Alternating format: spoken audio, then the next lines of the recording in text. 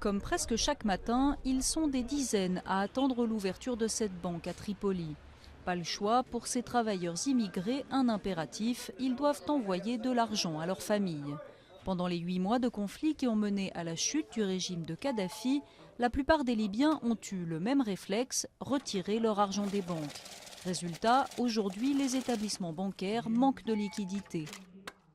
S'il y a foule aujourd'hui, c'est parce que la banque a peu de liquidités, peut-être 40 ou 50 000 dollars par jour. Les guichets ferment à midi justement parce qu'il n'y a plus de liquidités. Parfois, ils ont 30 ou 40 000 dollars. Quand c'est fini, ils ferment. Un problème que les nouvelles autorités peinent à résoudre.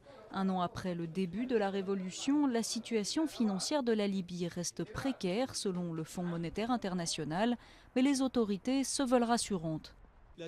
Une grande partie des devises nationales est en dehors des banques libyennes. Il y a des tentatives de la part de la Banque centrale d'inciter les gens au dépôt en échangeant des dollars et en facilitant les virements internationaux.